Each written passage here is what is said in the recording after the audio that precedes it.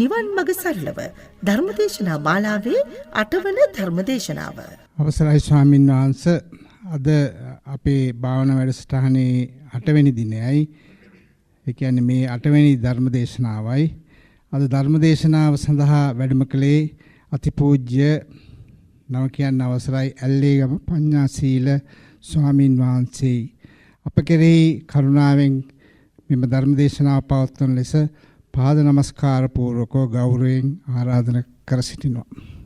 සාදු සාදු. සමන්ත චක්ඛවාලේසු අත්‍රා ගච්ඡන්තු දේවතා සද්ධම්මං මුනි රාජස්ස සුනන්තු සග්ග මොක්ඛදං ධම්මස්සවන කාලෝ අයං බදන්තා ධම්මස්සවන කාලෝ අයං බදන්තා ධම්මස්සවන කාලෝ අයං බදන්තා.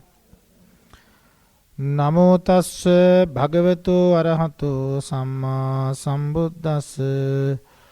නමෝ තස්ස භගවතු අරහතෝ සම්මා සම්බුද්දස්ස. නමෝ තස්ස භගවතු අරහතෝ සම්මා සම්බුද්දස්ස. සීලේ පතිට්ඨාය නරෝ සපඤ්ඤෝ චිත්තම් පඤ්ඤංච භාවයං ආතාපි නිපකෝ බික්ඛු සෝ ඉමං විජටේ ජටං තීති. ශ්‍රද්ධාවන්ත කාරුණික පින්නතුනි, පිළිවෙලින් පවත්වා වන ලබන ධර්මදේශනාවේ 8 වෙනි ධර්මදේශනාව අද සිද්ධ කරන්නේ. ඉතින් මේ ඉස්සලා අපි ධර්මදේශනා 7ක් පවත්වා තිබෙනවා ආර්ය අෂ්ටාංග මාර්ගය පැහැදිලි කරමින් නිවන් මඟට බැස ගැනීම සම්බන්ධව. ඒ කියන්නේ ආරම්භයේදී අපි කොහොමද ආර්ය අෂ්ටාංගික මාර්ගයේ පිළිබඳ දැනුවත් භාවයක් ඇති කරගන්නේ කියලා. මොකද්ද මේ ප්‍රතිපදාව කියලා. ඉතින් එහිදී අපි කතා කළා සපඤ්ඤෝ නරෝ සහජ ප්‍රඥාවෙන් ඉපදීම දුක අත්දැකීමකට ඇවිල්ලා දුක පිළිබඳ කලකිරීමක් ඇති කර ගැනීම ඊනකට නෙක්ඛම් අධ්‍යාසය. කියන්නේ මට මේකෙන් මිදෙන්න ඕන කියන අදහසක් ඇති වෙලා තෙරුවන් සමාදානයට එනවා.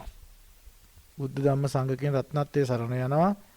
ඊට පස්සේ කල්යාණ මිත්‍රෙක් හොයාගෙන සද්ධර්මය ශ්‍රවණය කරලා චතුරාර්ය සත්‍ය පිළිබඳ දේශනාවන් ශ්‍රවණය කරමින් සුතමේ ප්‍රඥාවට එනවා. ඒ දේශනාවන් හොඳින් සිතේ විමර්ශනය කරමින් ඒක නැවත නැවතත් මෙනෙහි කරමින් ඊනකට ඒ චතුරාර්ය සත්‍ය පිළිබඳ චින්තාමය නුවණ දිනු කරගන්න. නිවන මඟ පිළිබඳ.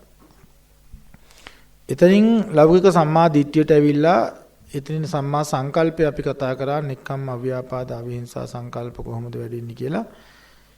ඒ සංකල්ප වර්ධනය කරන ඊට පස්සේ අපි කතා කරා එතනින් කොහොමද සම්මා වාචා කම්මන්ත ආජීව කියන සීල ශික්ෂණයට එන්නේ කියලා. සීලය කොහොමද ආරක්ෂා කරගන්නේ කියලා.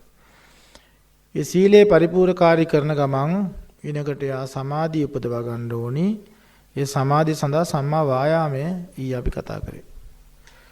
යහපත් ව්‍යායාමයේ කුමක්ද කියලා. එතන අපි සතර සම්‍යක් ප්‍රධාන වීරිය ගැන වීරිය කොහොමද මාර්ගය තුල වඩා ගන්න කියන එක පැහැදිලි කළා. අද අපිට අලුත් මාතෘකාවක් තියෙනවා සම්මා සති. සම්මා සති හා සම්මා සමාධි කියන මේ අංග දෙක අපි කතා කරනවාද. එතකොට මේ සතිය කියන ධර්මතාවය බුදුරජාණන් වහන්සේ සම්මා සති කියන දේ මාර්ගාංගයක් වශයෙන් විස්තර කරනකොට නම් කායේ කායානුපස්සී විරති ඒක තමයි විස්තර කරන්නේ. මේ සතිය දෙපොලක යෙදෙන්න ඕන මාර්ගයේ හරි නිවැරදි ක්‍රමයට නම් අර සම්මා දිට්ඨිය දෙපොලක යෙදුනා වගේ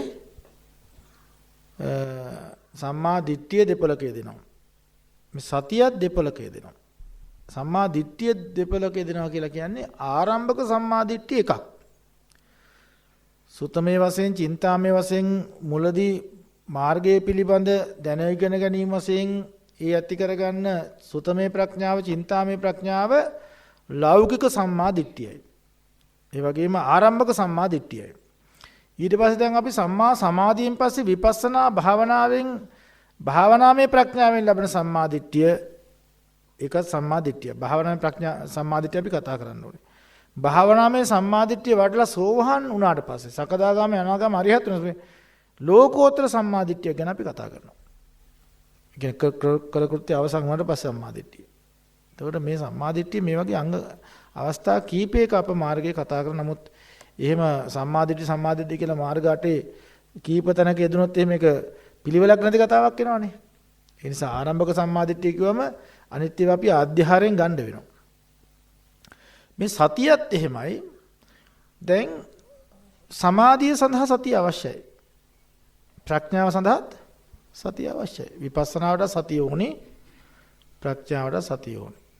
ඒ නිසා මේ සතිය ප්‍රඥාවේ සතිය තමයි සතර සතිපට්ඨාන සතිය තමයි මේක විස්තර කරලා තියෙන්නේ.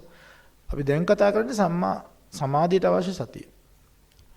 සතිය කියලා කියන්නේ වර්තමානයේ අවදිමත් භාවය. දැන් සමත භාවනාවේදී සතියක් තියෙනවා. විපස්සනා භාවනාවේ සතියක් තියෙනවා. පැහැදිලිද? සමත භාවනාවේ සතියක් තියෙනවා. විපස්සනා භාවනාවේ සතියක් තියෙනවා. සමත භාවනාවේ සතිය කියන්නේ සමත කර්මස්ථානයේ පිළිබඳ සතියයි. අපි දැන් කරේ ආනාපාන සති භාවනාවනේ. ආනාපාන අරමුණේ තියෙන සතියට අපි කියන සමත සතිය කියලා. සමත කර්මස්ථානයේ සතිය. හැබැයි අපි විපස්සනාත් කරනවානේ. විපස්සනා භාවනාවේදී පංචස්කන්ධයේ වර්තමානයේ පිළිබඳ සතියට අපි කියන ප්‍රඥාවත් එක්ක එකතු වෙන සතිය. ඒක එක්ක තියෙන ප්‍රඥාවත් එක්ක. ඒතර මේ සමාධි උපදවන කෘත්‍ය අපි මේ කතා කරන්නේ දැන් සම්මා සමාධියත් එක්ක සම්මා සමාධිය වඩන්න නම් මේ සතිය කියන එක හැම මොහොතකම තියෙන්න ඕනේ. සතිය තිබ්බොත් තමයි ඒකාග්‍රතාවයේ දිගටම අපිට පවත්වා ගන්න පුළුවන්කම තියෙන්නේ. සතිය යම් වෙලාවක හිතෙන් ගිලිහිලා ගියා නම් සමාධිය වැඩෙන්නේ නැහැ. සමාධි ක්‍රියාව නතර. එහෙනම් අපි දැන් සමත භාවනා කරනකොට ආනාපාන සති භාවනාවේදී අපි සෝ සතෝව අස්ස සති. එතන සතෝව කතා කරා සතෝව සිහියෙන්ම සතෝව අස්ස සති සතෝ පස්ස සති සිහියෙන්ම ඉන්න ඕනේ. හැම හුස්මක් ගානෙම සිහිය තියෙනවා. එතකොට සමත භාවනා කරන කෙනාගේ සිහිය අපි පැහැදිලිව කතා කළා තියෙන්න ඕනේ මේ නාසයේ අග කියන තැන සිත පිහිටවා ගන්න ඕන. ඊනකට නාස්කෝරත නාසයේ කෙලවර මේ කොටස තුල සිහිය පිහිටවා ගන්න ඕනේ. එතකොට සිහිය එතන සිහිය නතර වුණාට ඒ කොටස ගැන අපි අරමුණු කරගෙන හිටියලා එතන තිබ්බට ඒක වැදගත්කමක් දෙන්නේ නැහැ. අරමුණු හිත නතර කරලා තියෙන තැනට අපි වැදගත්කමක් දෙන්නේ හුස්මට. සතෝව අස සති. අපි සිහිමත් වෙන්න ඕනේ. පැහැදිලි කරගන්න. අපි සිහිමත් වෙන්න ඕනේ මේ කොටස ගැන නෙමෙයි. සිහිය අපි තදබල අල්ල ගන්න ඕනේ මේ කොටසේ මෙතන මේක කියලා. සිහිය ඒක නෙමෙයි. මෙතන කියන්නේ සෝ සතෝව අස්ස සති. මොකක්ද ඒ කියන්නේ? සිහියෙන්ම ආස්වාසය දැනගන්න. මේ කොටස වැදගත්කමක් නැහැ. මේ සිහිය අපි ශරීරයේ මේ කොටස වල මේ ක්‍රියාව සිද්ධ වෙන හින්දා මුරකාරයා හොඳට බලන්නකො දැන් මුරකාරයා ගේට්ටුව ළඟ සති ගේට්ටුව පරිසර කරවට නැහැ නේ. ගේට්ටුවේ ගැන හතර වටේ බල හරියන්නේ නැහැ නේ. ඒ මුරකාරයෙක් නතර කරලා තියෙන්නේ ඇතුල් වෙන පිට වෙන අය බලන්න. කවුද මේකට එන්නේ යන්නේ? විමසිලිමත් වෙන්න ඕනේ එන්නේ ආයෙ පිළිබඳ. එයා අර ඉන්නතර ගේට්ටුවේ හතර කොන බලාගෙන හරියන්නේ නැහැ. එතන සිත තියාගෙන එතන තියෙන දේවල් බලලා හරියන්නේ නැහැ. එතන හිට ගන්නවා විතරයි. හිට ගන්න විතරයි යාට ඒක ඕනේ වෙන්නේ. පිහිටන්න විතරයි. පිහිටීමේ මාත්‍රයක් විතරයි තියෙන ඊතර සතිය. හැබැයි එතන හිටගෙන මොකද්ද කරන්න ඕනේ යා? සතෝව අස්ස සති. සිහියෙන්ම ආස්වාස ප්‍රාස්වාස කරන්න ඕනේ. පැහැදිලිද? අපි සිහිය තියෙනදුර ආස්වාස ප්‍රාස්වාසයේ මත සිහිය තියෙනුනේ. නැත්තම් අපි දැන් ආනාපාන සති භාවනා කරුවට මේ කොටස් වල දැන් සංවේදනා බලනවා. මේ වගේ දැන් නලියන ස්වභාවයන් මෙතන තියෙන සීතල උණුසුම් බල එතන මේ කොටස අවධානය වැඩි කරන්න සමාධිය නෙමෙයි වැඩෙන්නේ ප්‍රඥාව වැඩෙන්නේ. ඒක විපස්සනා පැත්තට නැඹුරු වෙලා යනවා ඊට පස්සේ. එතකොට සිත සමාධිගත වෙන්නේ නැහැ. ඒකට අපිට මේක සීතලක් දැනෙනවා උණුසුමක් දැනෙනවා මේ ගෑවෙන තැන් දැනෙනවා ගැටෙන තැන් දැනෙනවා. ඒක නෙමෙයි මේ කියන්නේ. ගෑවෙන තැන් ගැටෙන තැන් යන්නේ වමෙන්ද දකුණෙන්ද යන එකක්ද එන එකක්ද කියලා මේ කිසිවක් නම් කරන්න අවශ්‍ය වෙන්නේ නැහැ. ආස්වාසය ප්‍රාස්වාසය කියලා බලන්න අවශ්‍ය වෙන්නේ නැහැ. මේක හොඳට හුස්ම රැල්ල විතරමයි. සතෝ ආස්වාසය දැනගන්න ප්‍රාස්වාසය දැනගන්න. එතකොට අරවත් අපිට දැනෙනවා. ඒකට ප්‍රධානත්වයක් දෙන්න එපා. හුස්ම දිහා විතරක් බලන්න. හුස්ම රැල්ල දිහා. ඒකේ ස්වභාවය කොහොමද? දිග හුස්මක්ද කෙටි හුස්මක්ද? දිග එකක්ද කෙටි එකක්ද කියලා දැන ගැනීම තමයි ඒක අපි කරන්නේ. එතකොට අපිට එතකොට තමයි සමාධිය ඒ හුස්මලත් එක්කම තමයි හුස්මල සිවුම් වෙනවා රළු වෙනවා ආයේ ඒ හුස්මත් එක්කම සතිය අඛණ්ඩව පවත්වා ගන්නවා කියන එකයි මේ අපි සමාධි භාවනාවේදී කතා කරන සතිය. එතකොට ඒ සතියත් එක්ක අපි ඒකාග්‍රතාවය වඩනවා කියන සම්මා සමාධියකුත් තියෙනවානේ. එතකොට අර සතිය අපි කොහොමද තියන්න ඕනේ? දීර්ඝ ආස්වාසය දැනගන්නවා සතියෙන්, කෙටි ආස්වාසය දැනගන්නවා.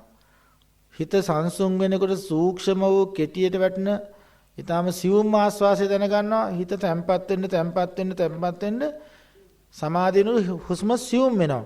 එතකොට ඒ සියුම් වෙනක දැනගන්නවා. හිතට මොකක් හරි සිතිවිල්ලක් ආපු ගමන් ඒක උස්සන්න වෙනවා, වේගවත් වෙනවා. එතකොට ඒක නොසංස මේ සිතයි හුස්මයි අතර තියෙන්නේ අන්‍යෝන්‍ය සම්බන්ධතාවයක්. ඒ කියන්නේ හුස්ම වල මුලැමැද අග හොඳට දැනගන්නවා කියන එක. මුළු හුස්මම දැනගන්න සම්පූර්ණ හුස්ම ආරම්භයේ මධ්‍ය අවසානයේ දක්වාම පැහැදිලිව දැන ගැනීම කරන්න ඕනේ. එතකොට මේ ඔක්කොම ආනාපාන සති භාවනට අදාළ වෙන්නේ. එතකොට මේ විදිහට ආස්වාස ප්‍රාස්වාස අරමුණ තුල අඛණ්ඩත්වයෙන් එකක් හොඳට පැහැදිලිව බලා ගැනීමට අපි කියන සනික ඊටාම ශනේකට අපි සමාධි වෙනවා කියලා. සනික සමාධිය කියලා කියනවා. දැන් එයාට ඒ ආස්වාස ප්‍රාස්වාසයේ පිටුන සතිය දැන් හිත පිට යනවනේ. හිත පිට යනක ස්වභාවය. භාවනා වශයෙන් පුරුදු කරපු නැති අයට මේ සතිය කියන එක ලදරුවෙක් වගේ. ආරම්භක සතිය ලදරුවෙක් වගේ. අපිට ඒක සමහරුන්ට භාවනාවට ඉස්සල්ලාම ආවට පස්සේ ඒගොල්ලෝ කියනවා දැන් ස්වාමීන් වහන්සේ හුස්ම දැනෙන්නේ නැහැ නේ. යන්නේකක්ද එන එකක්ද කියලාවත් දැනෙන්නේ නැහැ. හුස්ම ගන්නවද නැද්ද කියලාවත් තේරෙන්නේ. ඒ තරම් ඕලාරික මට්ටමක්. ඉතින් අපි කියනවා හුස්ම යනවා. යන්නේ නැත්තම් මැරෙන්න එපේ. හුස්ම තියෙනවා හැබැයි ඔබේ හිත සිවුම් මදි, මෝහත් මදි, පුහුණුව මදි. ඒ නිසා ඔබ ආරම්භයේදී ඔබට මම උපදේශයක් දෙන්න. ටිකක් ගැඹුරින් විනාඩි 10ක් 15ක් අනිත්‍යයට බාධාවක් නොවන විදිහ හිතාමතා හුස්ම ගන්න. හිතාමතා හුස්මක් ගන්නකොට යාට තේරෙනවා හුස්ම යනවා එන තේරෙනවා. ඊට පස්සේ ඒක ස්වභාවික වෙන්න ඉඩ ආරින්න. එතන හොඳට පුරුදු වෙන්න ආයෙත් ඒක නොදෙන යනවා නම් ආයෙ ටිකක් ගැඹුරින් හුස්ම ගන්න. ඔහොම ටික වෙලාවක් කරනකොට ඔබට හුස්ම වල හොඳට පැහැදිලිව දැනගන්න පුළුවන්. අන්න එතකොට එහෙම කරගෙන යනකොට යාට ඊට පස්සේ අර ආයාසයෙන් තොරවම හුස්ම වල කාලයක් එහෙම බලාගෙන ඉන්නකොට එයාට හුස්ම වල මේ හොඳට පැහැදිලි වෙනවා. වම් පැත්තෙන් යනවා දකුණු පැත්තෙන් යනවාද කියන එක ඒ කාරණා ටික හොඳට පැහැදිලි වෙලා ඒ හුස්ම වල පැහැදිලි වෙනවා. ඉතින් මෙහෙම පැහැදිලි වෙනකොට මුල් කාලේ තවත් තියෙන බාධකයක් තමයි හිත පිටට යනවා වේගයෙන් මොහොතක්වත් පවතින්නේ. ඉතින් ආයෙ ගේනවා ආයෙ යන සමහරුන්ට නම් ඉතින් විනාඩි 10 15 වගේ දිගු වෙලාවකට පැයෙම සමහරට භාවනාව නෙමෙයි. කොතීන මිද්දේ නිින්ද ගිහිල්ලා. නැත්තම් වෙනත් අරමුණක ඔහෙ ඉන්න දන්නේ නැහැ මොකද උනේ කියලා. පස්සේ තමයි ගොඩාක් වෙලා කියලා දැනගන්නේ මම දැන් ආනාපාන සති භාවනාව නෙද ඉන්නේ කියලා. එතකොට අර ටික ගැඹුරු හුස්මකින් පටන් ගන්න. හිතාමතා හුස්ම අර ගන්න. එතකොට ටිකක් අර හිතාමතා හුස්ම මුලින් පුරුදු කරන්න. එතකොට තමයි ඔය අපි කතා කරන ගණන් කිරීම මේ ගෑවෙන්න ගැටන තැන් බැලීම් වමෙන් යනවා දකුණෙන් යනවාද කියලා බලන්නේ ඕලාරිකම අවස්ථාවක.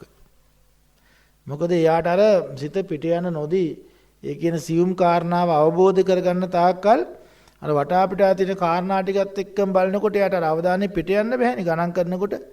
එතකොට ඒ ගෑවෙන්න ගැටන තැන් බලාගෙන ඉන්නකොට ඊනකට මේ වමෙන් දකුණෙන්ද කියලා බලනවා දිගද කෙටද කියලා බලනවා මේ ඔක්කොම බලනකොට යාට අර හිත පිට යන ගතිය අර ඒක ආරම්භයක් විතරයි ඒක ආරම්භක අවස්ථාව විතරයි අපි කතා කරන්නේ ඊට පස්සේ දැන් අපි ඒක ස්වභාවික උසම් බලනකොට ඒ ආය ටිකක් වෙලා එහෙම වැඩුවට පස්සේ ස්වභාවික උසම් එනකොට අපි ආයර මොකුත් බලන්නේ නැහැ. දිගද කෙටිද යමුණත් බලන්නේ නැහැ. වමෙන් දකුණද කියලා බලන්නේ නැහැ. ගෑවෙන ගැටෙන තැන් බලන්නේ නැහැ. හුස්ම රැල්ල දිහා විතරක් බලන ඉන්නවා. එතකොට මේ එහෙම බලන්න ගියාට පස්සේ අපි හිතමු දැන් සිත පිට අරමුණකට ගිහිල්ලා ඉක්මනින් යනවා. ඉස්සර විනාඩි 10 15 ගිය එක දැන් මේ ටිකක් පුහුණු කරනකොට සිත සතිමත් බව තියුණු වෙන්න යට ඉතා කෙටි කාලෙන් සිත ගේන්න පුළුවන් හැකියාවක් ඇති වෙනවා. මේක හොඳට පුරුදු කරන සිත විනාඩියක් දෙකකින් ටක් ගාලා එනවා. විනාඩි භාගයක්. ඒක ඔහම තප්පර දෙක තුනකට ආයෙත් යන පමණින්ම ආයෙ ගෙන්න ගන්න මට දක්ෂතාවයක් තියෙනවා.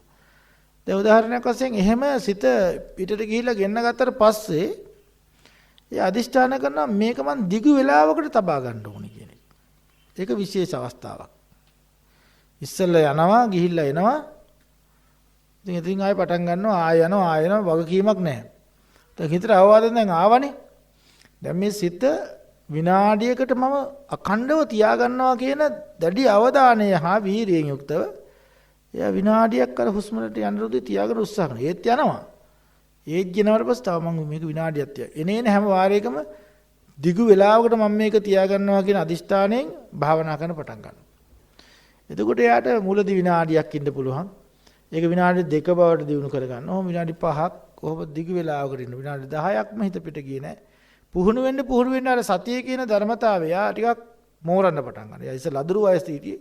එයා තරුණ බවට පත් වෙනවා. ටික ටික ඉන්ද්‍රියක් වශයෙන් තියෙන එක දුර්වල වෙලා තියෙන්නේ. සති ඉන්ද්‍රිය දුර්වලයි. හැබැයි අපි නිතර මේක භාවිතා කරන්න මේකට ශක්තිය එනවා. අර ඒක මේක වැඩ කරන්න තමයි මේකේ බලය භාවිතෝ බහුලීකතෝනේ. සති සම්බොජ්ජංගෝ කෝකස්සප මයා සම්ම දක්කාතු භාවිතෝ බහුලීක. භාවිතා කරනවා කියන්නේ යෙදෙනවා ඒකේ. බහුලීකතෝ කියලා කියන්නේ ඒක නොනවත්වාම කරනවා, ඛණ්ඩව කරනවා, හැම වෙලාවෙම මේක භාවිතා කරනවා, නැවත නැවතත් යෙදෙනවා. අන්න එහෙම කරන්න උඩ සතිය අර මේ දිගු වෙලාවකට විනාඩි 10 15 20 30 40 පැයක් කමාරක් යනකල්ම අර හුස්ම රැල්ල තුල අඛණ්ඩව ඉන්න පුළුවන්. එතකොට අන්න ඒකට අපි කියන උපචාර මට්ටමක් කියලා. උපචාර මට්ටමක්. ඒ කියන්නේ අපි දැන් ධ්‍යානයකට ආසන්න මට්ටමක අපි ඉන්නේ. ඊට පස්සේ අපිට අර ආස්වාස ප්‍රාස්වාසය දැන් අපි මේක නඩත්තු කරන්න උනා නේද දැන්? ඒ උපචාර මට්ටමේ තුලත් මෙයාව අඛණ්ඩව පවත්වා ගන්න අපි ආයාසයක් දෙන්න ඕනේ. හැම වෙලාවෙම අර හිත පිට යන්න නොදී මේ ලොකු ආයාසයක් නෙමෙයි සාමාන්‍ය එක අඛණ්ඩව තියාගන්න පිට යන්න ආසන්නයි මේක. මොකද ඒක ආරක්ෂා කරගන්න ඕනේ. කර යුත්තක් තියෙනවා. ඔහොම ඉන්නකොට යාට ඒ සිත මේ කායික ස්වභාවයන්ගේ ඔක්කොම වෙන් වෙලා වගේ හුස්ම රටේ විතරක් ප්‍රකට වෙමින් හිත ඉහළට යෑමක් වෙනවා. එතකොට අර ආයාසයේ පළවෙනි ධ්‍යාන විතක්කේ තියෙනවනේ හුස්ම රට දැනෙනවනේ. හැබැයි ඒකෙදි එයාට ඒක අර නිකන් අර මේ එකපාරට ඉස්සුනා වගේ Tamanට මේ කායික ස්වභාවයන් මේ ස්වභාවයන් අර නඩත්තු කරන ස්වභාවය ඉක්මලා ගිහිලා අරක අඛණ්ඩත්වයෙන් විනාඩියක් දෙකක් ඊටාම් පැහැදිලිව මුලදී ඒක නැවතත් ඒ අර්පණා සමාධිය කියන්නේ ඒවට කෙලින්ම ආස්වාස් ප්‍රාස්වාස තුළ තියෙනවා. ඊට පස්සේ අර ඒ හුස්ම වල නඩත්තු කරන්න ඕනේ. දිගටම මේ ප්‍රථම ධ්‍යාන ආදී ධර්මතාවලයක පිහිටන්න පටන් ගන්නවා. ඒක කරන්නේ අර සතිය කියන ධර්මතාවයේ අඛණ්ඩව තබා ගැනීමෙන් භාවනා අරමුණේ දිගටම එකම අරමුණක යෙදීම. ඒක සම්මා සමාධිය. මේ දෙන්න යුගනද්දව එකතු වෙන්න ඕනේ.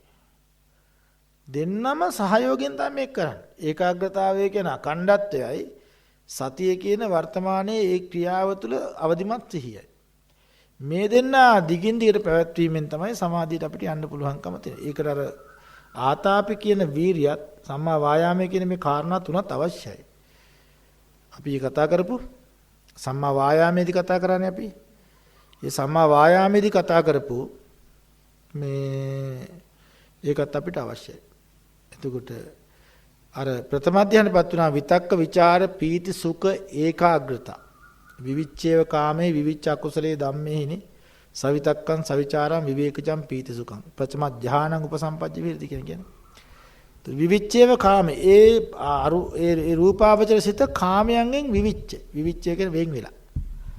අකුසල ධර්මයක් නෑ ඒක. ඊට පස්සේ අකුසලයෙන් වෙන් වෙලා කාමාවචර ලෝකවල සිතක් නෙවෙයි රූපාවචර සිතකටපත් වෙනවා. කාම ලෝකයේ සිටිවිලි නෑ එතන රූපාවචර සිතක් විතරයි ඒක. අකුසල ධර්මයක් නෑ ඒකේ. විවිච්ච අකුසලයේ ධම්මේ සවිතක්කං සවිචාර විවේකජං විවේකයෙන් හටගත්ත. ඒතොර ඒකට ආය උපරිම මානසික විවේකයක් ඒක. පීති සුඛං ප්‍රීතියයි සුඛයයි දෙකම තියෙනවා. ඒකාග්‍රතාවය චිත්තස් ඒකාග්‍රතාවයක් තියෙනවා ප්‍රීතියක් තියෙනවා සුඛයක් තියෙනවා. ඒ ධ්‍යානය තුළ. එතකොට ඒකට සම්වැදිලා වාසය කරනවා. එතකොට ඒක ආයාසෙන් තොරව ඒකට වශීකරණ ක්‍රම තියෙනවා. මුලින් ඒක පැබිනීම් මාත්‍රයක් විතරයි තියෙන්නේ. ඊට පස්සේ ඒක නැවත නැවතත් අර උට්ටාන අධිෂ්ඨාන පච්චවෙක්කන ආදී තියෙනවා. මේකේ සමාපජ්ජන ආදී වශීකරණ ක්‍රමයක් තියෙනවා. ඒ වශීකරණ ක්‍රමය තුළ මේකට සමවැදී ඒක දිගින් දිගට පැයකට දෙකකට විනාඩි 10කට විනාඩි 15කට මුලින් කෙටි කාලයකට අධිෂ්ඨාන කරනවා. ඊට පස්සේ ඔහොමම ඒ අධිෂ්ඨාන කරන පුහුණු වීම ක්‍රම තියෙනවා. ඒවත් එක්ක ඒක දිගු වෙලාවකට පැයකට හමාරකට තමන්ට කැමති වෙලාවකට අධිෂ්ඨාන කරලා තියාගන්න පුළුවන්. ප්‍රණීත වශයෙන් ඒක ප්‍රථම ධානයේ හීන වශයෙන් මධ්‍යම වශයෙන් ප්‍රණීත වශයෙන් වඩන්න පුළුවන්. හීන වශයෙන් වඩනවා කියලා කියන්නේ ඒක ලැබීම් මාත්‍රයක් වගේ කෙටි වෙලාවකට මධ්‍යම වශයෙන් තව ටිකක් ප්‍රණීත විදිහට වඩනවා. ඊට වඩා මේක දිගු වෙලා තමයි සම්පූර්ණ වශී කරගෙන ඉවරලා ප්‍රණීත වශයෙන් වඩනකොට බ්‍රහ්ම පාරිචර්ය බ්‍රහ්ම පුරোহিত මහා බ්‍රහ්ම කියන මේ ලෝකවල ඒ යෝගීන් තුන්දෙනා උපදිනවා. හීන වශයෙන් වඩපු කෙනා බ්‍රහ්ම පාරිචර්ය උපදිනවා. මධ්‍යම වශයෙන් වඩපු බ්‍රහ්ම පුරোহিত ලෝකෙ උපදිනවා. මරණයෙන් පස්සේ ප්‍රණීත වශයෙන් වඩපු කෙනා මහා බ්‍රහ්ම ලෝකෙ උපදිනවා. ඒතර මේ ඒ විදිහට ණය බෙදලා තියෙන්නේ. ඉතින් කොහොම නමුත් මේ අපි මේ කතා කරන සම්මා සතිය සමාධියක් දියුණු කරන්න යාගේ සහයෝගයේ උපකාරත්වයේ කොහොමද? යා දිගටම අර භාවනා කමඨහන අත්හරින්න නැතුවම ඒ භාවනා කමඨහන පිළිබඳව එළඹ සිටි සිහියෙන් සිටීම තමයි සමත භාවනාවේදී සම්මා සතිය කියලා අපි කතා කරන්නේ. එතකොට එහෙම තමයි අපි ඔය මේ සමාධි කියන ඔය රූපාවචර අරූපාවචර ධ්‍යාන වලට යනකොට තියෙන ඒකේ කෘත්‍යය. ඒ පිළිබඳ තියෙන සතිය.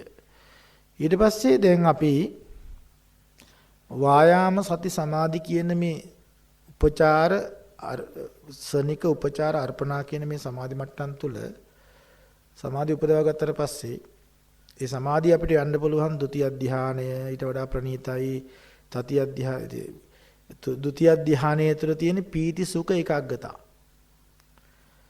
පීතියක් තියෙනවා සුඛයක් තියෙනවා ඒකාග්‍ර අර විතක්කයක් නැති ආස්වාද ප්‍රසවාස අරමුණ තේරෙන්නේ නැහැ ඊට පස්සේ ඒක නිරුද්ධ වෙලා යනවා සුඛයයි ඒකාග්‍රතාවයයි ප්‍රීතියයි තුන තියෙනවා.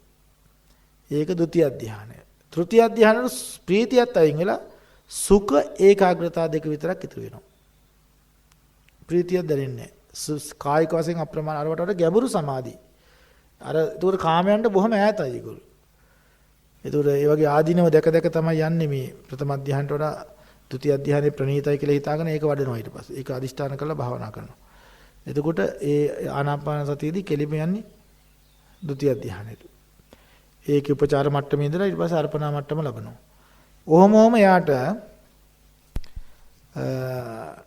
සතරවෙනි ධානයේ හැටියට මේ ප්‍රීතියයි සුඛයයි දෙකම ආදීනයක් වශයෙන් දැකලා ආනාපාන කරනකොට ඒකේ උපචාර මට්ටමේ ඉඳලා එයා ඊනකට ලබන්නේ සුඛ ඒකාග්‍රතාව කියන චතුර්ථ ධානයටපත් වෙනවා. මේ චතුර්ථ ධානලාභී ඊට පස්සේ මේ රූපාවචර ලෝකවල තියෙන ආදීනව දකින්නවනේ.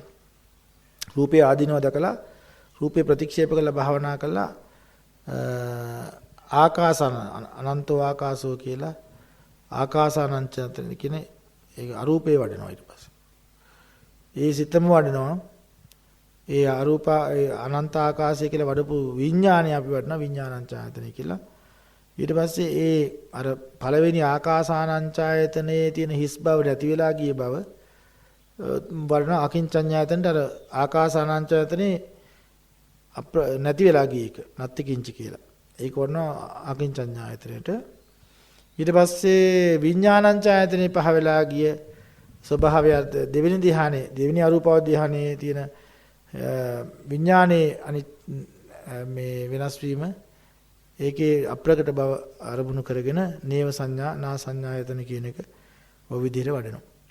ඉතින් ඒ විදිහට තමයි ඊට පස්සේ යාට පුළුවන් තවදුරටත් අෂ්ට සමාපatti කියන්නේ ඔය අටට රූපාවචර 4යි අරූපාවචර 4යි ඉතින් එහාට යාට කැමති නම් ඕනනම් මේ ඒ ධ්‍යාන සමවැදලා අර පංච අභිඥා වශී කරලා ඉවරලා ඒක වෙනම පුහුණු වීම් ටිකක් තියෙනවා. ඒ වෙනම අභිඥා කොටස් දියුණු කරන්න පුළුවන්. ඉර්ධි විද අභිඥාව, දිබ්බසෝත, දිබ්බ චක්කු, පරිචිත්ත විඥාන, පුබ්බේ නිවාසානුසුත කියන මේ ටික වඩන්න පුළුවන්. මේ ටික ලබන්න පුළුවන්. එතකොට ඒ ඔක්කොම අවසරයි ස්වාමීන් වහන්සේ ප්‍රථම ධානයේදී විතක්ක ਵਿਚාර නැති වෙනවනේ. ඔව්. දෙවන ධානයේදී ප්‍රීතිසුඛේ විතක් විචාර ප්‍රථම ධානයේදී විතක් විචාර නැති වෙනව නෙමෙයි තියෙනවා ඒකේ. සවිතක්කං සවිචාරං කියලා කියනවා. තියෙනවා. ඔව්.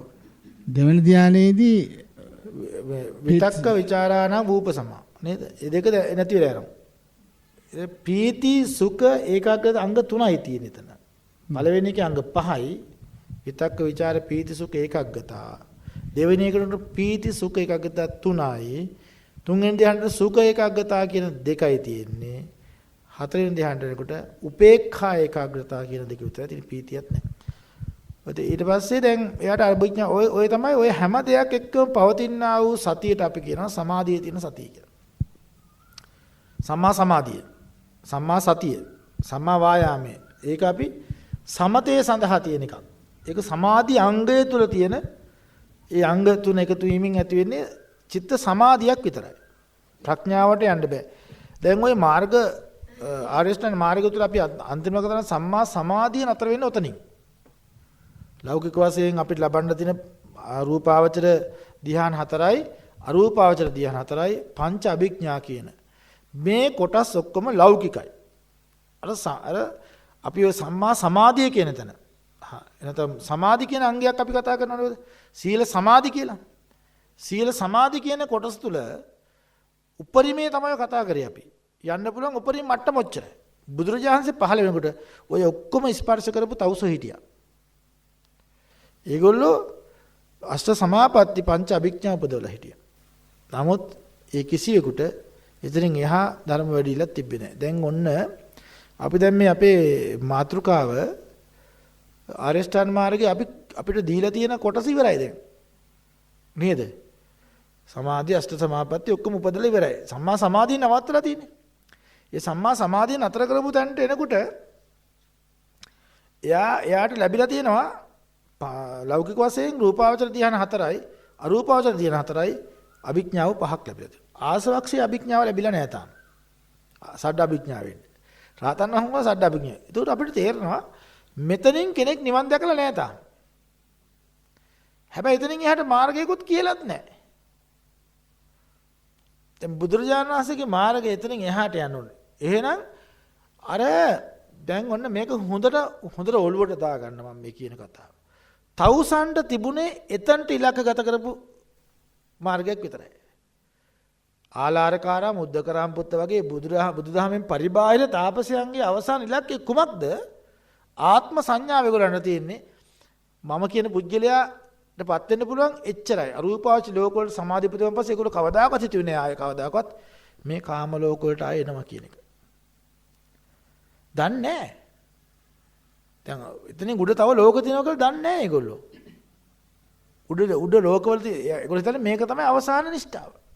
ඕක තමයි ඒගොල්ලෝ හොයලා ගවේෂණය කරපු ලෞකික වශයෙන් ඒ ලෝකේ ගුරුවරයෙක්ගේ උපදේශ සහිතව හොයාගන්න පුළුවන් මේ එක්තිස් භූමි තලයට අයිති ඒ කාමාවචර රූපාවචර කුසල්. ඒක ත්‍රි භූමික කුසල් කියලා අපි කියන්නේ. ත්‍රි භූමික කුසල්. එතකොට ඒ කාම ලෝකේ කුසල්, රූප ලෝකේ කුසල්, අරූප ලෝකේ කුසල් විතරයි මේ ගවේෂණ ඉවරයි ඇත්තටම. කාම රූප අරූප ගවේෂණ ඉවරයි. නමුත් එතනින් එහාටත් ගවේෂණයක් තියෙනවා. ඒක ඒ වෙනුවට කවුරුත් දැනන් හිටියේ නැහැ. දැන් තාපසවරුන්ගේ දැක්මක් තිබ්බේ නැහැ. සම්මා දිට්ඨියෙන් පටන් ගත්තේ නැහැ ඒගොල්ලෝ. හරි? සම්මා දිට්ඨියෙන් පටන් ගත්තේ නැහැ ඒගොල්ලෝ. ඒගොල්ලෝ සීලය වැඩුවා, සමාධිය වැඩුවා. සමාධිය ගන්න පුළුවන් උපරිම තල ටික එච්චරයි. නමුත් බුදුදහමේ මාර්ගයේ වඩන සම්මා දිට්ඨියෙන් ගමන් කරන කෙනාට මේ නාම රූප ඔක්කොම දුකයි කියලා එයා දන්නවා. සුතමේ ප්‍රඥා, චින්තාමේ ප්‍රඥා තියෙනවා. සම්මා සංකල්ප තියෙනවා. පංච උපාදානස්කන්ධයෙන් මට මිදෙන්න ඕනි. මමත්වයෙන් මිදෙන්න ඕනි. මේ සියලු දේ දුකක්. ස්කන්ධ ස්වභාවයක් අත්දකින්නවා නම් ඒක දුකයි කියලා දකින්නේ කවුද? බෞද්ධයෙක් විතරයි. කියන්නේ මේ බුද්ධ ධර්ම සරණ ගිය ආරම්භක සම්මාදිට්ඨිය තියෙන කෙනෙක් විතරයි හිතන්නේ පංචස්කන්ධය දුකයි කියලා. ඇති මේ ඔක්කොම පදනමක් නැහැ කියන එක.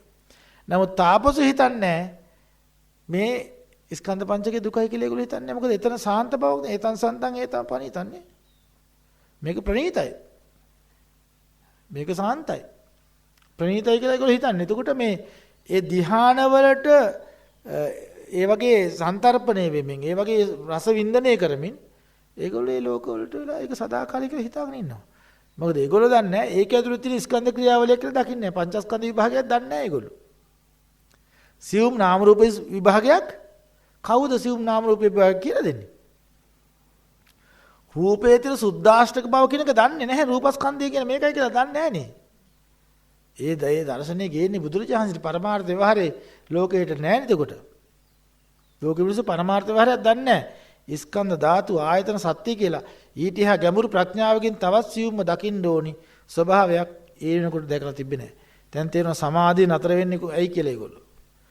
එතකොට බෞද්ධයා සම්මා දිට්ඨියෙන් පටන් ගත්තම යාට පේනවා මේ බ්‍රහ්මයා තුල තියෙන ස්කන්ධ පහක් විතරයි. අරූපාවචර බ්‍රහ්මයා තුල තියෙන ස්කන්ධ හතරක් විතරයි. ඒවත් උදේ වයයට යටත් වෙනවා. ඒවා සත්පුජ්‍යල ස්වභාවයෙන් තොරයි. එහෙනම් ඒ වගේ ධ්‍යාන වලට කවදාකවත් බැඳෙනවද මේ නිවන් දකින්න යන කෙනා? මේක තමයි මගේ අවසාන නිෂ්ඨාව කියලා නිවන හොයන කෙනෙක් ධ්‍යානයක රැඳිලා ඉන්නවද? අභිඥාවක රැඳිලා ඉන්නවා. මට ඉර්ධි ප්‍රාතිහාර්ය පාන්න පුළුවන්. දැන් හරි.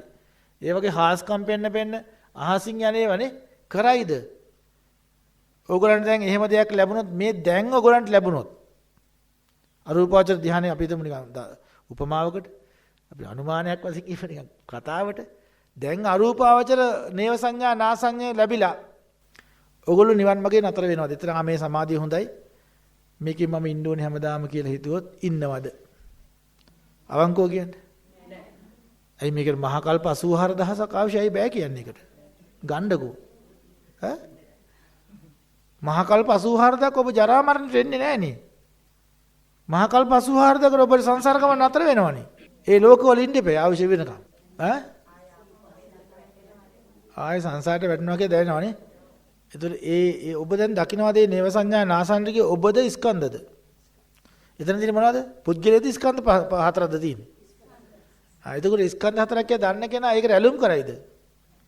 එහෙම සිදීමක් වෙන්නේ නැහැ නේද? ඒකයි අර සම්මා දිට්ඨියෙන් පටන් ගැනීමේ වැදගත්කම කියලා දැන් ඔයාලට තේරෙනව නේද?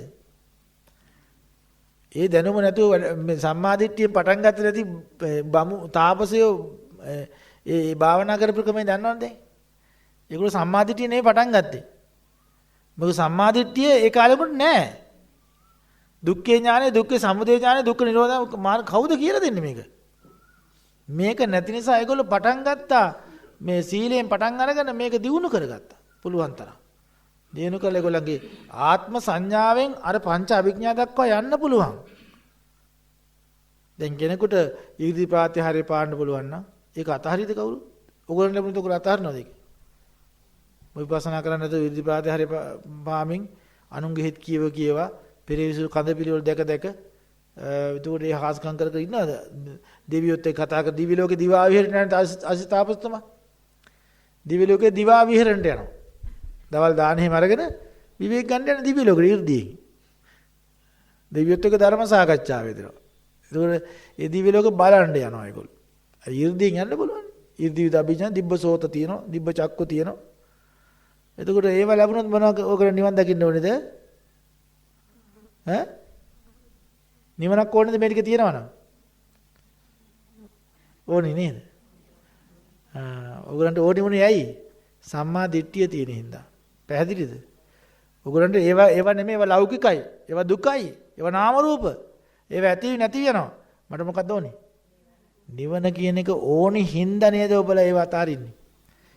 ඒ සම්මා දිට්ඨිය නැතුව පටන් ගත්ත කෙන සම්මා සමාධියෙන් අවසන් වුණොත් මේ මාර්ගයේ උතරින් අතර වෙනවා.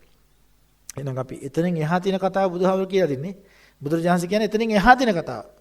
ඒ භාග්‍යතුන් වහන්සේ අපි කෙරේ මහත් වූ අනුකම්පාවකින් මේක දකින විපස්සනා ප්‍රඥාව කොහොමද මේ ස්කන්ධ ධාතු ආයතනට බෙදලා මේ නාම රූපයන්ගේ වර්තමාන ක්‍රියාවලිය දකින්ද විපස්සනා ප්‍රඥාව ගේන. දැන් තමයි විපස්සනා භාවනා පටන් ගන්න අපි. ওই සමාධිය උපදවාගෙන කොයි සමාධියකින් හරි කමන්නේ ඒකේ නැගිටලා චිත්ත ඒකාග්‍රතාවය දැන් තියෙනවා. දැන් බලනවා නාම රූපයන්ගේ යථා ස්වභාවය. බලන්නේ කොහොමද? මේ නාම රූප ස්පර්ශය තුල. පංචස්කන්ධය කොහොමද ස්පර්ශ වෙනවා දකින්නේ? දැන් අනිත්‍යවයි ස්පර්ශ අපිට දකින්න බැහැනේ. නාම ධර්ම ටික දකින්න බෑ. දැන් අපිට නම් කරගන්න පුළුවන්. හැබැයි ඒවා වෙන වෙනම දකින්න බෑ. ඒතර කෙනෙකුට දකින්න පුළුවන් මොකද්ද? මේ නාම රූප ටික ඇතිවීම නැතිවීම. කාය සංපස්සජා වේදනාව තුළ සිදුවන දේ. ඉතින් අපි ඒ නිසා මේ සංවේදනා නිරීක්ෂණය කරමින් ඇති වෙන නැති වෙන මේ වේදනා ස්කන්ධයේ පදනමක් නැති බව මේ වේදනා ස්කන්ධය ඇතුලේ බුදුරජාණන් කියන සුද්ධාෂ්ටක ටිකක් මේ තියෙනවා. රූපස්කන්ධය කියලා ඔබට දැන් මම 아무තුන් කියන්න ඕනේ. දැන් මේ ශ්‍රුතවස් ශ්‍රාවකයෝ ටිකක් අපිට ඉන්නේ. හොඳට අහලා දැනලාගෙන තියෙන කට්ටියක් මේ ඉන්නේ. දැන් රූපස්කන්ධය කියවම ආයේ අර මෝඩ කතාව කියන්නේ මේ ශරීරය කියලා කියන්නේ. මේ අතපය කන්නාසා කියලා කියන්නේ. මේ දෙතිස් ගුණ පේ කියලා අපි කතා කරන්නේ. අපි රූපස්කන්ධය කියවම අපිට මතක් වෙන මොකද්ද? සුද්ධාෂ්ටකය. එහෙම නැත්නම් රූපේ අවසාන බෙදීම ඇති වී නැති යන සුද්ධාෂ්ටක කලාප ටික. ඒතකොට මේ රූපස්කන්ධ ටික නිතර විපර්යාසයටපත් වෙනවා. ඒ රූපස්කන්ධ දෙක ගැටෙනකොට අපිට දැනෙන ශාරීරික සංවේදනාව. රූපස්කන්ධේ නිතර විපර්යාසය තුළින් ඒ ඇති වෙන ප්‍රකම්පන. ඒ ඇති වෙන දැනීම ඒක ඊට පස්සේ අපි ඒ තුළ හට ගන්න වේදනාව. ඒ තුළ හට ගන්න සංඥාව. ඒ තුළ තියෙන චිත්තය. ඒ නාම රූප ස්පර්ශයෙන් කාය සංපස්සජා වේදනාව තුළ තියෙන පංචස්කන්ධ අත්දැකීම. කාය සංපස්සජා වේදනාව තුළ තියෙන පංචස්කන්ධ අත්දැකීම. පස්සපච්චයා වේදනා. පස්සපච්චයා වේදනා. වේදනාපච්චයා තණ්හා. වේදනාපච්චයා තණ්හා නෙමෙයි දැන් අපි කරන්නේ. වේදනාපච්චයා පඤ්ඤා. වේදනාවන් හැම එකක්ම අපි මොකද කරන්නේ? අනිත්‍යයි. අනිත්‍ය කියන්නේ වෙනස් වෙනවා. විපරිණාම ධර්මයෙන් යුක්තයි. ස්ථිර නැහැ. ස්ථිරම නැහැ. මේ අනිත්‍යය කොච්චර වේගයෙන් දකින්නවද? තා වේගයෙන් ඔබට අත්දැකීමකට ගන්න පුළුවන් මේ භාවනා හිත අර සමාධිමත් සිතකින් බලන්නේ දැන්. මේ සමාධියෙන් බලනකොට මේක ඊටාම සියුම්ම ඇතිවෙන හිත නිශ්චල වෙන්න මේක ඊටාම සියුම්ම ඇතිවෙන කම්පණේ පව ඔබට අහු වෙනවා.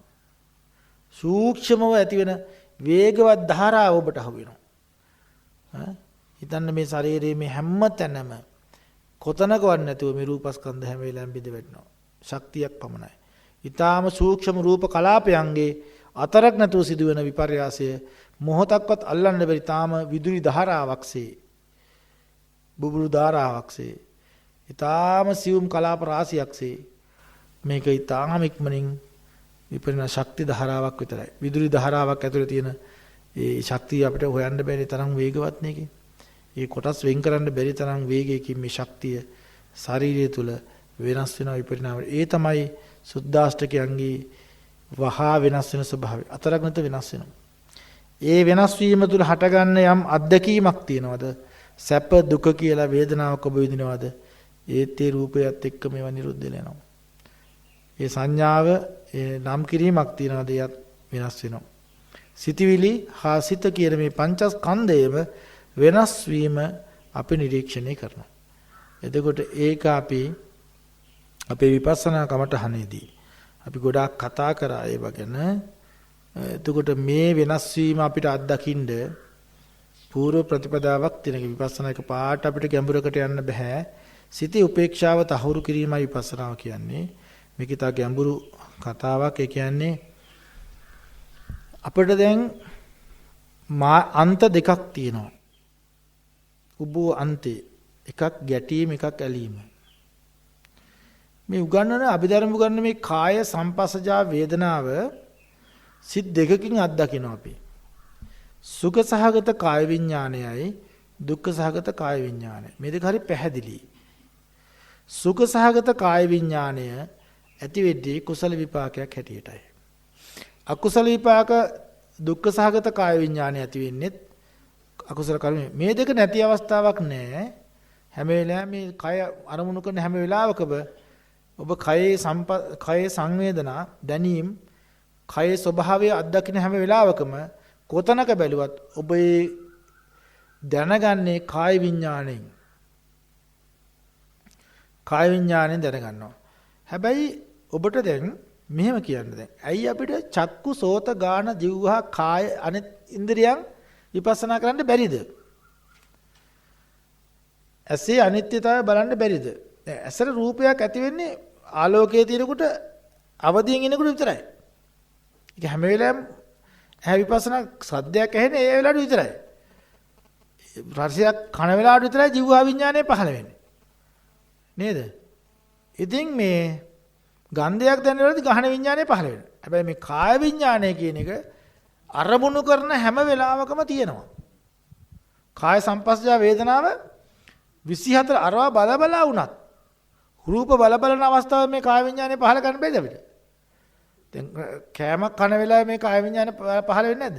ඒත් පහළ වෙනවා. හැම වෙලාවකම තියෙනවා. ඒක එකක්. ඒ නිසා මේ කාය විඥානය කියන අපිට ඕනි තව කතාවක්. අනිත් ඔක්කොම වේදනා කාය මේ චක්කු විඥාන, සෝත විඥාන, ගහන විඥාන, જીවහා විඥාන සියල්ලම උපේක්ඛා සහගතයි. උපේක්ඛා සහගතයි. උපේක්ඛා සහගත වුණා මේ වේදනාව අපිට ඉක්මනින් හඳුනා ගන්න අමාරුයි. නමුත් කාය විඥාන දෙක සුඛ සහගතයි, දුක්ඛ සහගතයි. දැන් හිතන්න ඔබට රූපයක් පේනකොට මේ ඇහි පහළ වෙන වේදනාව උපේක්ඛා ඒක හොයන්න බෑ. රූපේ ගැටෙන්නේ නෑනේ. රූපේ සියුම්ම ගැටෙන්නේ. අනිත් ඔක්කොම වේදනා ටික උපේක්ඛා සහගතයි විඥාන සියල්ල. හැබැයි කාය වේදනා ප්‍රකට හින්දා පැහැදිලි හින්දා කාය විඥාණය දුක්ඛ සහගතයි සුඛ සහගතයි කියලා දාලා. ඒතකොට මේ දෙක අපිට මේ දුක්ඛ සහගත පැත්ත හා සුඛ සහගත පැත්ත මේ දෙක හැර මේ දෙක පැහැදිලි නොබලට නේද?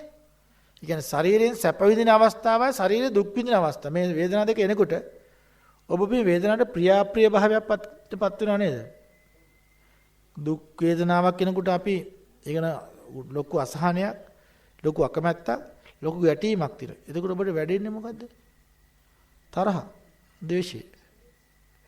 එතකොට ඒක ගැටනාන්ති, දෝමනස්සේනේ. ඊළඟට අනිත් පැත්තේ මොකද්ද? සුවදායක ලෝභය තියෙනවා. සුවදායක වේදනාව. එතකොට ඔබට ලෝභ පැත්ත. අවිද්‍යාව පැත්ත. මේ දෙක දුර වෙන්න එපා අපි දැන්. අවිද්‍යා දෝමනස්සනේ විනය ලෝකේ අවිද්‍යා දෝමනස්ස අපි කතා කරේ සතිපට්ඨානෙදී. මෙන්න මේ දෙක දුර වෙන්න නම් මේ දෙක හරියට පැහැදිලිව තියෙනවා. ඊට පස්සේ දැන් අපිට හිතමු මේ සෑම අනිත් ద్వාර වලින් ගන්න අරමුණු ගන්න වෙලාවෙත් මේ කයේ ඊට අනුරූප වන සංවේදනාවක් තියෙනවා කියලා අපි ඔයගොල්ලොත් එක්ක කතා කරා. මතකද? එහෙන් රූපයක් ගන්න වෙලාවේ ප්‍රිය රූපයක් නම් අප්‍රිය රූපයක් ඒක කයේ සංවේදනාවක්. ඊට අනුරූප වෙච්ච කයේ ප්‍රතිචාරයක් තියෙනවා. ප්‍රතික්‍රියාවක් තියෙනවා. කනෙන් ගන්න ශබ්ද වලට කය ප්‍රතික්‍රියා කරනවා. අපෝ මෙයා මට බනිනවා. එතත් මිටි කනවා මූණ කළු වෙනවනේ. එතකොට ඒ වෙන්නේම ඒ රූප කලාපයන් නේද වෙනස් වෙන්නේ. එතකොට මේ රූප කලාපයන් වෙනස් වෙනකොට ඔබට දැන් මේ තරහ අධික නම් ඔබ ඒ වගේ වෙලාවට තරහක ඔබ ඇඟේ සද උෂ්ණයක් තේජෝ ධාතුව බලවත් වෙනවනේ. ඒ කියන්නේ වායෝ ධාතුව බලවත් ඒ නොසන්සුන් කමට මේ ඔක්කොම ගැස් වෙනවා කන් රතු වෙනවනේ. ගොඩාක් ඒකට ප්‍රතික්‍රියාවක් දක්වනවා. ඒ නිසා බුදුරජාණන් කියනවා සබ්බේ ධම්මා වේදනා සමෝසරණා. සියලුම ධර්මයන් වේදනාවක් බවට පත් වෙනවා. ඔබ වේදනා පරිඤ්ඤය කරනවා නම් වේදනාව කියන ශේස්ත්‍රය ඔබ අවසාන දක්වා දැනගන්නවා නම් මේ දුකින් ඈතර වෙන්න පුළුවන්. ඒක තමයි නිවන කියන්නේ. වේදනාව සම්පූර්ණ දැන ගැනීම නිවන් දැකීම කියලා තියෙනවා. එතන වේදනාවන් අපි හරියට තේරුම් ගන්න ඕනේ චක්කු සම්පස්සජා වේදනාව හිතේ තියෙන එකක්ද ගතේ තියෙන එකක්ද? හිතේ තියෙන. හිතේ තියෙන වේදනාව. ඒක ගතට දැනෙන්නේ නැද්ද? දැනෙනවා. දැන් ඔබට නරක මිනිස්සෙක් අප්‍රිය මිනිස්සෙක් දැක්ක ගමන් චක්කු සම්පස්සජා වේදනාවට එන්නේ. එතකොට ඔබේ කය දිහා බලන්නකෝ. ඒ මිනිස්සයා දැකලා මූණ කළු වෙන්නේ නැද්ද කියලා. මූණ ඇකිලෙන්නේ නැද්ද කියලා බලන්නකෝ. මේ නිකන් ප්‍රසන්නතිව ඔබේ මේ ශරීරය සම්පූර්ණ අප්‍රසන්න බවට පත් වෙනවා. එතකොට මේ මනසේ වේදනාව බලන එකද පහසු, කයේ වේදනාව බලන එකද පහසු? කයේ වේදනාව බලනකොට මනසේ වේදනාවත් කයේ වේදනාවත් එක්ක සම්බන්ධ වෙන්නේ නැද්ද? ඒ සමස්ත වේදනාව වෙන් වෙන් බලන්න ඕනේ නේද? වේදනා ස්කන්ධ එනවා නේද? එතකොට මේ කයත් එක්ක ජොයින්ට් කරගත්තට පස්සේ සම්බන්ධ කරගත්තට පස්සේ අර නාම ධර්ම ටික වෙනම තිබ්බොත් රූප ධර්ම ටික වෙනම තිබ්බොත් මේ සංසිද්ධිය අපිට තේරුම් ගන්න බෑනේ. දැන් මම තව පුංචි උදාහරණයක් මේක තේරුම් ගන්නකො. දැන් ඔන්න ඔබට කෙනෙක් බනිනවා. නරක නපුරු වචනෙන් බනිනවා. දැන් ඔබ අඳුර ගන්නවා මේ කනෙන් තමයි දැන් මේ එන්නේ දැන් මේ මිනිහමට බනිනවා කියලා. ඒක ඉස්සෙල්ලාම සෝත ප්‍රසාදේ හරහා ගිහිල්ලා සෝත විඥානය පහළ වෙනවා. සෝත සම්පස්සේ ඇති වෙනවා. සෝත සම්පස්සා වේදනාව ඇති වෙනවා. හරි? වේදනාව ඇති වෙනකොට මේ සිතිවිලි ධාරාව එන්න පටන් ගන්නවානේ. භවංග චලන භව උපච්ඡ දෙලා සිත් පහළ කරනවානේ මේව දැන්. එතකොට සිත් පහළ වෙනකොට මේ විඥානය ප්‍රකම්පණය වෙනකොට වස්තු රූපයේ කැළමෙනකොට වස්තු රූපයේ වටා තියෙන කාය රූප ටික ඔබට ලොකු නොසන්සුන්කමක් එනවානේ. කායික නොසන්සුන්කම. අවසරයි ස්වාමීන් වහන්සේ දැන් ඒ අවස්ථාවේදී සෝත විඥානේ නැති වෙලා ඉවරයිනේ. ඔව් සෝත නැති වෙලා ඉවරයි. අයි සෝත විඥාන ගැන අපි කතා කරන්නේ. සෝත විඥානය ගැන කතා කළා වැඩක් නැහැ. නැති වෙලා ගිලන්ද. දැන් මේ ප්‍රතිඵලය අපි බලන්නේ. අරමුණ ආපු ප්‍රතිඵලය අපි බලන්න ඕනේ. සංවේදනාව. දැන් සෝත විඥානය ඇති වෙලා එයාගේ කෘත්‍යය. ඒක බලන්න බෑ සෝත විඥානය. කොහොමද සෝත විඥානය බලන්නේ? චිත්තක්ෂණේ යනවා කියන එක අපිට හිතන්න පුළුවන් වේගකින් යනවා. මේ චිත්ත වීතියක සෝත විඥානය එකවරයි පහළ වෙන්නේ. පංචද්වාරා වජ්ජන සෝත විඥාන. ඊට පස්සේ සම්පටි සම්තින වොත්තපන ජවන කුසල ලකුසල රැස් කරනකොට කුසල ලකුසල සිත් වැඩ කරන්නේ. ඒ සිත් වැඩ කරනවා කියන එක සිත් එක බලන්න බෑනේ අපිට දැන්. සිත් වැඩ කරනවා කියලා කියන අපේ සිතේ ප්‍රකම්පන වේගය. වැඩි මේ කයේ තියෙන වෙනස් දැන් මේක දන්නේ නැහැ කියමු. ඕගොල්ලෝ මේක දන්නවා. ඒ නිසා මේක කියා දෙන්න බැරි. දන්නේ නැති මට්ටමින් අපි කතා කරමුකෝ. කිසිම කෙනෙක් දන්නේ නැති මිනිස්සෙක්. නේ පාරේ යන මිනිස්සෙක්. බන අහලත් නැහැ.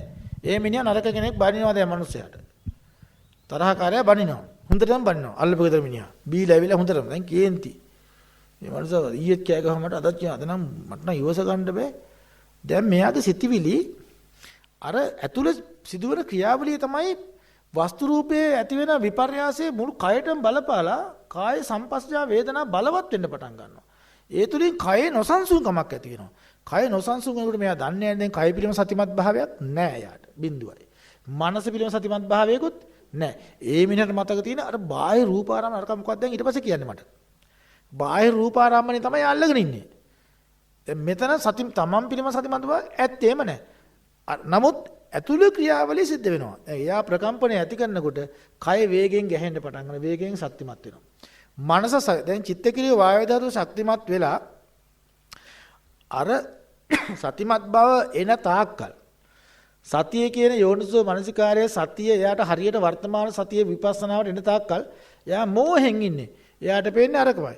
එන්නේ අරයා සිතන සිතිවිලි වල වේගවත්කම වැඩි වෙලා අද නම් හොඳ වැඩක් කරලා අවුදයක් ගන්නවා. එයාගේ සිතේ මතු පිටින් දකින්න දෙයට අනුව එයා ක්‍රියාත්මක කරලා අර මනුස්සයා මරනවා ගහලා ගිහිල්ලා. හදිසි කෝපේ. හරි? ඉවස ගන්න බැරිකම. දැන් ඒක ඇවිල්ලා පුතත්ජන ස්වභාවයක්. ඒකනේ අපි මේ ලෝකේ අත්දකින්නේ. ඒකද අපි පරම සත්‍ය කියලා කියන්නේ. ඒක හොයන්න ඕනේද? දැන් අපි මොකද්ද හොයන්න ඕනේ? විපස්සනා යෝගී කරන විදිහ මම බලන්නම් දැන්. විපස්සනා යෝගීෙක් දැන් අර මනුස්සයා බලනකොට සෝත සම්පස්ජා වේදනා දැනෙනවා යාට. අප්‍රිය සිතිවිල්ල. මේ මිනිස්සු බනිනවා මට දැන්. අප්‍රිය දෙයක් ඇහෙන්නේ. සෝත විඥානේ පහළලා සෝත සම්පස්සෙත් ඇතිලා සෝත සම්පස්ස වේදනාවක් ඇති වෙලා දැන්. ඒ වේදනාව මෙයා දිහා බලා ඉන්න. එතකොට යාට තේරෙනවා අර මේ පාරක් ගැහුවනේ දැන් එකපාරටම. පාරක් වැදුනානේ. පාරක් වැදුන ගමන් ගන්ටාරයට එකපාරට ගහපු ගමන් ගන්ටාරේ නිවෙනවද? නිවෙන්නේ නැහනේ. අනුරාවයේ තියෙනවා ටිකක් වෙනකන්. ඉතින් අනුරාවේ නැවත ගහනකොට මොකද වෙන්නේ? නැවත ඒක නොනවත්වාම පවතිනවනේ. දැන් පෘථජ්ජනය කරන්නේ ගහපු ගමන් නැවත ගහනවා යසිතවිලි වලින් සිතට. ගහන්න සිත ප්‍රකම්පණය වෙලා ගත ප්‍රකම්පණය වෙලා ක්‍රියාවක් බවට පත් වෙනවා. කියන්නේ මේක සක්‍රිය වෙනවා කර්මයක් රැස් කරන්න. කර්මන්නේ වෙනවා. ක්‍රියාවට එයා කය හදා ගන්නවා. මිනි මරන්න, ගහන්න, බනින්න, හිරියට කරන්න අපි අකුසල කර්මයේ දෙන්නේ ක්‍රියාව හදා ගන්නවා. පරිඋට්ටානේ එළියට දාගන්න. නමුත් අර විපස්සනා යෝගියා දැන් එයා සතිමත්ව ඉන්නේ. සතිමත්කම නැති වුණා කියමුකෝ. බණිනකොට එකපාරට යට මේ තමන්ගේ සියුම් ශරීර සංවේදනා වෙනස් වෙන බව දැනෙනවා. ගහපු ගමන්ම ගන්ටාට වැදුනා කියලා දන්නවා. ආයෙ ගහන්න යන්නේ නැහැ. ආයෙ සිතවිල්ලක්වත් උපදවන්නේ නැහැ. බෝවන තරම් මැනපන්. මම කොතනක හරි පිළිවෙලට කතාවක් නෑ වොන්න. කොතනක හරි ගොඩක් වෙලාවට සංවේදනා සියුම් කරගත්ත කෙනෙකුට පපුව තමයි ගොඩක්ම දැනෙන්න පටන් ගන්න. වස්තු රූපේ ළඟ. ඒ වගේ වෙලාවට හොඳට බලන්න පපුවේ ගැස්ම වැඩි වෙන්න පටන් ගන්නවා. ඒතර ඒ වගේ තැනක හෝ අප්‍රසන්න කොහේ හරි සංවේදනාවක් තියෙනවා අරක දිහා බලාගෙන එහි උදේවය බලනවා. දැන් සතිය කොහෙද තියෙන්නේ? පංචස්කන්ධයේ. පංචස්කන්ධය කියන්නේ පුද්ගලයේද? ඔබේ දැන් සතිය තියෙන්නේ කොහෙද? ප්‍රඥාව තියෙන්නේ කොහෙද? සුද්ධාෂ්ටකයන්ගේ විපර්යාසය තුල. ඇති වී නැති වෙන වේදනාව තුල. ඇති වී නැති වෙන සංඥාව තුල. ඇති වී නැති වෙන සංස්කාර තුල තමයි ඔබේ මේ සතිය තියෙන්නේ. ඒකෝල අර මිනිස්සයා මතක් වෙයිද? ඒ මිනිස්සු රූපේ තියෙනවද දැන් ඔබේ හිතේ? ඒ මිනිස්සයා කියන වචන තියෙනවද? ඒ වගේ අර්ථය හොයන්න යනවද? ඒ මිනිස්සයා මොනවා කිව්වත් ඔබ දැන් මොකද? ඔබ ඉන්නේ විපස්සනාව තුල. ඔබ එතකොට ඒ විපස්සනා තුළ ඉන්නකොට අර පුරාණ සංඛාරයක් නිසා අර මිනිහා මේ බනින්නේ. පුරාණ සංඛාරය එනවා විපාකයට. නව සංඛාරයක් ඇති කරන්නේ නැහැ. ඇයි අපි නොසන්සුන් වෙන්නේ නැහනේ. මතුපිට සිතුවිලින් ප්‍රතිචාර දක්වන්නේ නැහැ. නවත්තලා. එතකොට ඒ ක්‍රියාව තුළ අපි මෝහය නසනවා. ප්‍රඥාව දියුණු කරනවා. එතකොට මේ මිනිහා බයින් එක හොඳයිද නැද්ද? හොඳයි. හොඳයි අපිට කර්ම ගෙවා ගන්න පුළුවන්. ඒ තුල කර්ම ගෙවන ගමන් මහා බල සම්පන්න විපස්සනා කුසලයක් හදාගෙන නේද? අපි සසර ගමන කෙටි කර. එන්න තිබ දේශ සංඛාර ටික පාලනය වෙනවා. එන්න තිබ දේශ සංඛාර වලට දැන් සුපුරුදු දේශ සංඛාර ටික උඩට එනවා. හැබැයි ඒගොල්ලන්ට ක්‍රියාත්මක වෙන්න බෑ. ඉතින් දේශයේ කියන ධර්මතාවය ඔහොම ප්‍රහාණයලා දේශයේ පදනමක් නැති වෙනවා. කියන්නේ මේක බයිනවා කියන එක තුල සත්ත්ව පුජ්‍යල ආත්ම ස්වභාවයක් නැහැ. ස්කන්ධ ධාතු ආයතන ස්වභාවයක් විතරයි. ඇතිවීමක් නැතිවීමක් විතරයි. මේ තුල උපාදාන කරන ස්වභාවය නතර කරනවා. ඉතින් මෙන්න මේකයි විපස්සනාව කියලා කියන්නේ. තේරෙනවද? මේ විදිහට බලන එකයි සද්්වාරි කර්මණුම වේදනාව සංවේදනාව බවට පත් කරගෙන ඒ වේදනාවල් අපි අර විදිහට විපස්සනාවෙන් අනිත්‍ය දුක්ඛ අනාත්ම වශයෙන් බලනවා. ඒකට මේක අපිට අරමුණක් එන්න ඕනිද? අරමුණක් එන්න ඕනද? අරමුණක් නැති වෙලාවට මේ සංවේදන නැද්ද? ආයෙත් ඒකටත් බලාගෙන ඉන්නවා. අරමුණක් තියෙන වෙලාවට විශේෂයෙන් බලනවා. සතිමත් බව අරමුණක් නැති වෙලාවට දැන් මේ වෙලාවේ බලන්න බැරිද? පුළුවන්. කොයි වෙලාවද බලන්න බැරි අපිට මේක? තද නින්දේ බලන්න බෑ. ඒකට භවාංග සිතක් නේ තියෙන්නේ අපිට. ප්‍රතික්‍රියා නොදක්වන සිතක් අපි ගාව තියෙන්නේ. ඒකට භවාංග හිතේද බලන්න බෑ. සිහි මූර්ඡා වෙලා ඉන්නකොට බලන්න බෑ. අනිත් හැම වෙලාවකම මේ සංවේදනා තියෙනවා. දැන් හොයන්න ඕනේද? භාවනා මධ්‍යස්ථානට යන්න ඕනේද මේක හොයාගන්න? එහෙනම් භාවනා කමට හන්දනේ ගුරුවරයා ළඟට යන්න ඕනේද? ඒක ඉගෙන ගත්තට පස්සේ නැවත ඉගෙන ගන්න යන්න ඕනේද? ඉගෙන ගන්න කල් යන්න ඕනේ. හැමදාම ඉගෙන ගන්න කියලා යන්න ඕනේ නැහැ නේද? හැමදාම ඉගෙන ගන්න යනවා කියන දැනුවත් වුණා නම් කරන්න ඕනේ මේක නම් ඉන්න තැන කරගන්න ඕනේ. ඉතින් අර මධ්‍යස්ථානෙට යන්න ඕනේ. අර මේක ටිකක් තව පැහැදිලි කරගන්න විවේකයේ තියෙන එතන අර Tamanට භාවනා කරන පරිසරයක් තියෙනවා. නිදහසේ මේක අවබෝධ කරගන්න. ඒකයි බුදුරජාණන් ඒ වගේ තැන විවේක ස්ථානයකට යන්න කියන්නේ ඒකයි. ඒකට ප්‍රත්‍ය ටික තියෙන තැනකට ගියාම මේ ගොඩක් පහසුයි. මොකද ආරම්භකයෙකුට නැවත නැවතත් භාවනා මධ්‍යස්ථානයේ නැවතත් ආරණ්‍යක රුක්ෂ මූලගතයකට ශුන්‍යාකාරයකට ගිහිලා හිස්තැනකට ගිහිලා මේක ටිකක් හුදකලා පුරුදු කරගන්න පුළුවන් නිදහස් පරිසරයක් තුළ. ඒකට සුදුසු පරිසරයක් හදලා තියෙනවා නේද? වෙලාවට කැම්බීම් වෙලාවට පහසුකම් ටික දෙනවා. ඒතර බාධාවට කිසි දෙයක් නැහැ. කතා බහ නැහැ. සීලයක් සමාදන් කරවලා තිනවා. හැම කෙනාම උනන්දුවෙන් භාවනා කරන යෝගීන් දකින්න ලැබෙනවා. ඒතර ඒකට අවශ්‍ය කරන හැම පරිසරයක් මෙතන හදලා තිබ්බන් පස්සේ අපිට ඒක තව මේක පැහැදිලි කරගන්න එපා. මේක ඉගෙන ගත්ත විතර පමණින්ම ඇවිල්ලා හරි මං වැඩේ කරන්නම් කිව්වට එච්චර ශක්තිමත් හිතක් අපිට නැහැ. මේ විපස්සනාව තරුණ වෙන්න ඕනේ. ළමා ලදරු කාලේ මේක මෙහෙමයි පුතේ කිව්වට හරි මං දැනගත්ත කිව්ව පමණින්ම දැන් විපස්සනාව කරන්නම් කිව්වට එහෙම එකක් නැහැ මේකේ. අර විපස්සනා කරලා මේවා ඇවිල්ලා භාවිතව බහුලීගත වෙන්න ඕනේ. මේ ප්‍රඥාව, මේ දැකීම, මේ සතිය, මේ සංවේදනාවන් පිළිබඳ දැනුවත් භාවය, මේ නාම රූපයන්ගේ හැසිරීම රටාවල් නිතරම පුරුදු කරන්න ඕන. ඒස ඔබේ වගකීම කියන එක දැන් වගකීම තියෙන්නේ මොකද? ඒකට මේ සංවේදනා නිරීක්ෂණය කිරීම කියන භාවනාමය ප්‍රඥාවම තමයි. ඒ නිසා අපිට අර මේ සියුම් බව අත්දකින්නකම් මේ සියුම් බවට යනකල් ඔබ හිසේ සිට දෙපතුරු දක්වා දෙපහිස දක්වා සෑම මොහොතකම කය පිළිබඳ සතිමත් වෙන්න ඕනේ. ඒක අරමුණක් තියෙන වෙලාවට විතරක් නෙමෙයි. අරමුණක් නැති වෙලාවටත් ඔබ මුඩේ දෙන පල්ලෙහෙන්ද උඩට අර කිව්වේ සමාන කොටස් සංවේදනාවක් දැනෙනකොට ඒක අමතක කරනවා. ශාරීරික වේදනාවක් දැනෙනකොට මොනම විදිහකමත් ඒක අමතක නොසලකා හරින්න එපා. දැන් ඔබට කොන් දෙකක්කමක් හැදෙනවා. දැන් මේකේ මේ වෙලාවේ සංවේදනා බලන්න ඕනේ නැද්ද? ඒ කොන් දෙකක්කම බලන්න එපා. මේ කොන් දෙකක්කම අහවල් දොස්තර මහත්තයා මෙහෙම කිව්වා මේක මේ මමගේ අස්තියක් පොඩ්ඩක් දිරලා වගේ කියලා කිව්වා. මගේ කොන් දෙකක්කම මගේ දැන් මෙන්න මේක මේ අස්තියක් ඇද වෙලා කියලා කිව්වා. මේක ඔපරේෂන් කරොත් එහෙම මේ පිප්පෝ කකුල් ලොකම පණ නැතිනවා කියලා කිව්වා. එහෙම කියලා අර ඒ විදිහට බැරිල්ලක් නෙමෙයි. කොන් දෙකක්කම සංවේදනාවක්මයි. ඒක මේ නම් ගොත් ලේබල් ගහන්න යන්න එපා. දැනීමක් එනවා කොන් දෙක වේදනා ඒ තුල තියෙන නාම රූප ස්පර්ශේ කාය සංපස්සජා වේදනාව. කාය සංපස්සජා වේදනා අනිත්‍ය සංඥා. කාය සංපස්සජා වේදනා අනිත්‍ය පඤ්ඤා. අනිත්‍ය පඤ්ඤාවට ගන්න මේ වේදනාව අරගෙන එතන විපස්සනා කරන්න. එතකොට ඔබට අර මගේ කොන්ද මට හැදිච්ච එකක් මේක. මට බද්ධ වෙච්ච වේදනාවක් මේක. එතකොට අර එහෙම දැනෙන්නේ වේදනාව තියෙනවා. හැබැයි වේදනාව තුළ උපාදාන නැතුව ඔබට වේදනාව අතහැරලා වේදනාව කියන එක තිබිද්දින් ඒකට පුද්ගලයේ උපාදාන කරන්නේ නැතුව කනෙක්ෂන් එක කඩලා දාලා අරක දිහා සත්පුජ්‍යලාත් භාවයෙන් තොරව බලාගෙන ඉන්න පුළුවන්. අන්න ඒක තමයි මේ කියන්නේ. නිසා අපිට දැන් මේ ආච්චම්මලාට මේ දැන් වේදනාවක් වුන් කියලා කෙඳිරි ගන්න බෑ දැන් මින් පස්සේ. එයා මොකද කරන්න ඕනේ? විපස්සනා කරන්න. ඒවා දකින්න ඒවා තුළ තියෙන මොනවද? ඔබ මෙතුවක් කාලයක් අනුසේ වශයෙන් තියෙනා වූ ද්වේෂ සංඛාර. ද්වේෂ සංඛාර කියන්නේ තරහ. තරහ කියන ධර්මතාවය උඩට එනවා එතකොට. සිතවිලි වලින්. ඒක මැඩපවත්වන්න පුළුවන්. ඒක අවබෝධ කරගන්න පුළුවන්. ඒකට තියෙන ප්‍රබලත්වය තුනී කරන්න පුළුවන්. ඒ ධර්මතාවය. ද්වේෂය කියන ධර්මතාවය. මේ අකුසල කර්මයේ නෙමෙයි උඩට එන්නේ. මතක තියාගන්න. හරි?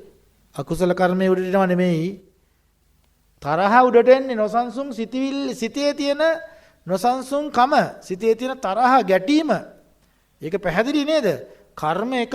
කර්මයට ප්‍රතිචාර දක්වනවා කියන එක තව එකක්. කර්මය කියන එක උඩට ආවෝ පල්ලෙහාට අපිට වැදගත්කමක් නැහැ. කර්මය කියන්නේ අපි අත්දකින වේදනා සිත. ඒකට අපි අනියෝ මගේ අසහනටපත් වෙමින් නොසන්සුන් වෙමින් මට උහුල ගන්න බෑ කියලා කෙඳිරි ගාමින් ළඟ ඉන්න අයට කෑ ගහනවා නේද? බනිනවනේ. මටමයි වෙන්නේ කියලා මං ගැනම හිතේ පසුතැවෙනවා. ඒකෙන් රත වෙනවා. මොන කර්මයක්ද මේක? මොන සංසාරයක්ද මේක? අයියෝ මේ සංසාර නම් ඉන්නේ හොඳ නෑ. ඒකත් තරහින් තමයි කියන්නේ. එතකොට මේ විදියට කලකිරලා කියන එක නෙමෙයි. ප්‍රඥාවෙන් අවබෝධ කරලා කියන කතාවක් නෙමෙයි ඒක. අනේ මේ සංසාර නම් මට නම් සංසාරේවත් එපාය. ආයෙ නම් මොහොතක්වත් මේකට එන්න එපා. මන්නම් ඕනෙම නෑ. ඔය කියන්නේ ප්‍රඥාවෙන් නෙමෙයි. ඔය කියන්නේ අරක උහුල ගන්න බැරි වේදනාව. ප්‍රතිචාර දක්වනවා එහෙම කියා. එහෙම එකක් නෙමෙයි. අරක හොඳට මධ්‍යස්ථිතකින් ඇලීමක් නැ ගැටීමක් නැතු. කයින් ප්‍රතිචාර දක්වන්නේ නැහැ. වචනයෙන් ප්‍රතිචාර දක්වන්නේ නැහැ. සිතෙන් ප්‍රතිචාර දක්වන්නේ නැහැ. තුන් දොරින්ම ප්‍රතිචාර නොදක්වා ඇති වෙන දේ නැති වෙලා යනවා කියන්නේ මම කියලා කෙනෙක් නැහැ.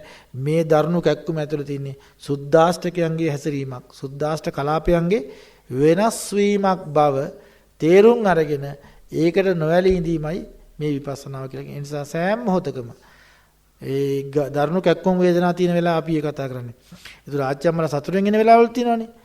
ධර්මවලුත් එක හුරතල් වෙවි සතුටෙන් ඉන්නවා නිකන් විනෝදයෙන් උන්ට හැම වෙලාවෙම hina වෙවි. ඒ වෙලාවෙත් ඒක hina වුණාට කමක් නැහැ. hina වෙන ගමන් සංවේදනා ගැනත් අවධානය තියාගන්න. සතුටෙන් ඉන්න ජීවිතේ විඳින්න. සතුට එපා මට දුකම ඕනේ කියලා දුකම හොයාගෙන යන්න එපා. අපි විඳින දේවල් විඳින්න සතුටෙන් ඉන්න හැම වෙලාවෙම. ධර්මයේ අපි දැන් ප්‍රීතිය අපි අත්දකිනවා කියලා ධර්මයේ පිළිබඳ අවබෝධයක් එනකොට අපිට සතුටක් එනවා කියමු. ඒකත් විදර්ශනා කරන්න. එතනත් තියෙන නාම රූප ස්වභාවයක් විතරයි. කිසිම දෙයක් අන්ත දෙකට වැටෙන්න එපා. මම කියලා කොතනකවත් විඳින්න යන්න එපා. විඳින කෙනෙක් නැති කරන. ඒ විඳින කෙනෙක් නැති කරනකොට අර සතුට නැති වෙනව නෙමෙයි. තවත් සතුට වැඩි වෙනවා. ඇයි? මං යථාර්ථ අවබෝධය ඇති කර ගන්නවා. ධර්ම ප්‍රීතිය. ධම්ම ප්‍රීතිය සුඛං සේති. විප්පසන්නේන චේතසා අරියප්ප වේදිතේ ධම්මේ සදා රමති පණ්ඩිතා. ධර්මප්‍රීතිය කියන එක මේ විප්පසන්නේ චේතසා. ඉතා පිරිසුදු සිතකින් මේ ධර්මයේ දැකගත්ත කෙනෙක් ඉන්නවනම් තථාගතයන් වහන්සේ අරියප්ප වේදිතේ ධම්මේ තථාගතයන් වහන්සේ දේශනා කරපු ධර්මයේ තුල සදා රමති සදාකල්ලි ඇලෙනවා. යා කොහොමද? ධර්ම ප්‍රීතියෙන් වාසය කරන අය. ධම්ම ප්‍රීතිය සුඛං සිත. ධර්ම ප්‍රීතියෙන් ඉන්නේ හැම වෙලාවෙම. ඒ නිසා හැම අවස්ථාවකම නිවන දක්වාම නාම රූපයන්ගේ කුමන අවස්ථාවක් වුණත් ඒ නාම රූප නම් ඒ සිතහා රූපයේ තුලින් යන ලැබෙන වින්දනයක් නම් එය මාරේක්සේ සර්පේක්සේ හතුරෙක්සේ ඔබට මේ ඒක ආදීනමක්සේ දැකගෙන ඒක එතනම සංවේදන අනිත්‍ය ත්‍රිලක්ෂණයට නගලා ඒක දුරු කරන්න දක්ෂ වෙන්න. ඉතින් හොඳයි අද අපිට නියමිත කාලය අවසానයි. ඔබලාට මේ තව තවත් මේ දහම් කාරණාවන් ඊටා පැහැදිලි කරගෙන මේ තුල ධර්ම අවබෝධයන් ලබන්න ශක්තිය ධෛර්යය ලැබේවා. වඩ වඩා සුතමේ ප්‍රඥා, චින්තාමේ ප්‍රඥා, භාවනාමේ ප්‍රඥා දියුණු කරගන්න ශක්තිය ලැබේවා. සත්පුරුෂ කල්යාණ මිත්‍ර ආශ්‍රය, සද්ධර්ම ශ්‍රවණේ, යෝනිසෝ මනසිකාර්ය, ධර්මාන්තර ප්‍රතිපදාව අතරක් නැතුව ලැබමින් ඊතා ඉක්මන් මොහොතක උතුම් චතුරාර්ය සත්‍ය අවබෝධයෙන් නිවන් දකින්න මේ පින හේතු උපකාර වේවා කියලා ප්‍රාර්ථනා කරනවා. මේ උතුම් ධර්ම වැඩසටහන සංවිධානය කරගත්ත අපේ මේ ප්‍රේමචන්ද්‍ර මහත්මයා ඇතුළු පවුලේ සෑම දිනාටමත් ඒ වගේ මේ ධර්ම දේශනා පටිගත කරන්න අපිට සහයෝගය දක්වන ඌව ප්‍රජාගුවන් විදුලි කාර්ය මණ්ඩලී සීලොම සත්පුරුෂයන්ටත් ඒ වගේම ගුවන් විදුලි තුලින් අන්තර්ජාලය තුලින් නිරන්තරයෙන් මේ ධර්මයේ ශ්‍රවණය කරලා ධර්ම අවබෝධය බලාපොරොත්තු වෙන ධර්මකාමී ඔබ හැම දිනාටමත් ඒ වගේම සම්බුද්ධ ශාසනය අපව ආරක්ෂා කරන අවසීල දෙවි දේවතාවුන්ටත් අපේ මව් දෙමාපියන් ආචාර්ය උපාධ්‍යයන් වහන්සේලා අපේ ගුරු උතුමන් වහන්සේලා තුළු සියලුම සත්වයන්ටත් මේ තුලින් අත්පත් කරගත සියලු කුසල ධර්ම ශක්තිය දුක්ඛය සමුදය නිරෝධය මග්ගය කියන ගාම්භීර චතුරාර්ය සත්‍ය ධර්මයන් සෝසේ අවබෝධ කරගෙන නිවන් දකින්න උපකාර වේවා කියලා ප්‍රාර්ථනා කරනවා. ආකාසට්ටා ච බුම්මට්ටා දේවා නාග මහිද්దికා පුඤ්ඤන්තං අනුමෝදිත්වා චිරං රක්ඛන්තු ශාසනං. ආකාසට්ටා ච බුම්මට්ටා දේවා නාග මහිද්దికා පුඤ්ඤන්තං අනුමෝදිත්වා චිරං රක්ඛන්තු දේශනං. ආකාසට්ටා ච බුම්මට්ටා දේවා නාග මහිද්దికා පුඤ්ඤන්තං අනුමෝදිත්වා චිරං රක්ඛන්තු මම් පරන්ති. සෑම දිනාටම තෙරුවන් සරණයි. එනිමා වූයේ නිවන් මඟ සරලව ධර්මදේශනා මාලාවේ 8 වන ධර්මදේශනාව.